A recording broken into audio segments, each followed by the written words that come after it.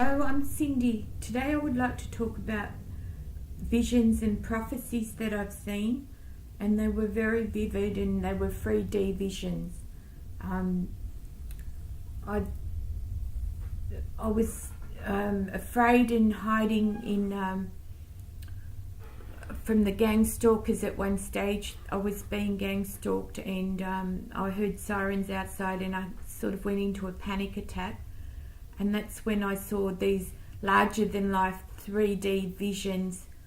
I didn't understand them at the time, but it was my first experience with very supernatural. I had experienced things before, like supernatural things, but not to this extent. It was very vivid and very large and bigger than a cinema like the IMAX. It was huge, and I saw one vision where it showed me that people were being gang stalked and murdered and led to suicide, and the vision showed me Princess Diana, and that her accident was not an accident, but it was a conspiracy of murder, and that she was murdered. And then I saw another vision that a huge vision that everyone was in this huge pyramid and they were all locked in there, trapped in there.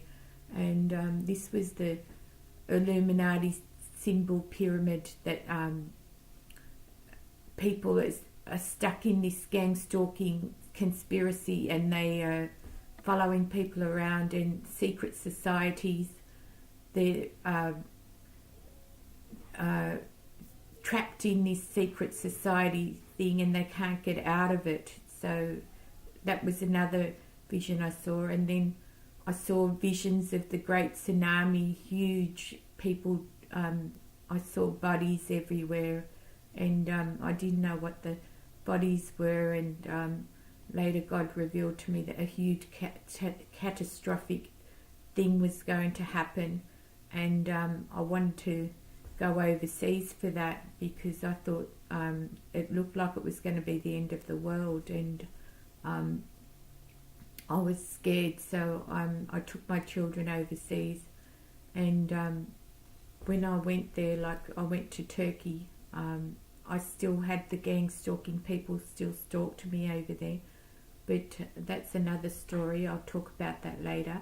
But yeah, another vision he showed me was the number 7, and I didn't have much Bible knowledge when he showed me that, and I didn't know what the number 7 meant, but it was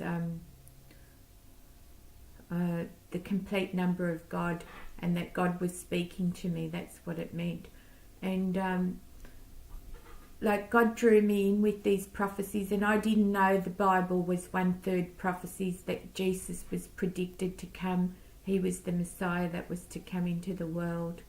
And so he drew me in. Like prophecies like Nostradamus and everything were interesting to me anyway. And it was a way that God captured me and brought me into his kingdom.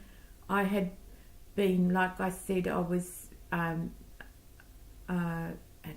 had Christian tendencies, but I wasn't quite a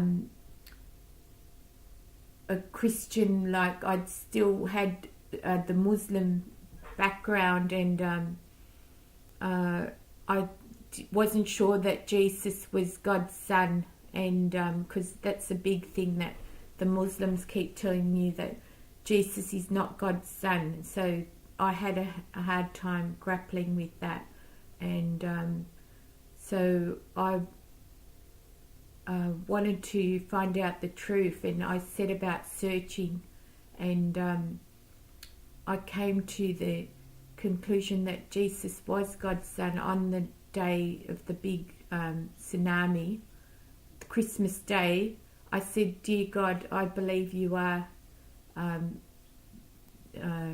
Jesus. I believe you are God's son. And you said if we believe, you will make mountains move. I want mountains to move. I believe in you." And that night the tsunami hit, and the islands moved and everything, and that was a prophetic thing because he already had shown me that this prophecy was going to come to life, and I went overseas for that prophecy because I was scared, and I thought something major is going to happen, and I wanted to be overseas for that event. And like God led me back to Australia after that prophecy had come to fulfill. But and in the visions, when he was showing me the visions, he showed me a great drought that was going to happen. He showed me the earth was white and there was not a drop of water on it. And then all these prophecies and things I had told people before they happened. So I've got evidence that I've told people before they've happened. And in that vision with the drought, he showed me that food was going to be scarce, the prices were going to go up, meat was going to go up, and rice, the rice prices skyrocketed, the meat prices skyrocketed, fruit and vegetables skyrocketed. I went and told a Christian minister, an Anglican minister, I went into his church and told him about these prophecies and visions that I saw that was going to happen before they happened. And he said, oh, don't worry, nothing, that won't happen, that won't happen. And everything was cheap at the time, and within a year or something the big drought hit, and there was a 10-year drought. It hit pretty much in a couple of months after I saw those visions, and it lasted 10 years, and all the prices went skyrocketing high, and they're still very high. And so I just wanted to talk about how Bible prophecy, and Jesus was predicted. He was predicted that he would be crucified. He was predicted that he was going to be born in Bethlehem. He was predicted that he would be the Messiah, God's son, that it would be a virgin birth. And I didn't know all this, and he predicted how he was going to die on the crucifix and what was going to happen to him. So he was prophesying as well.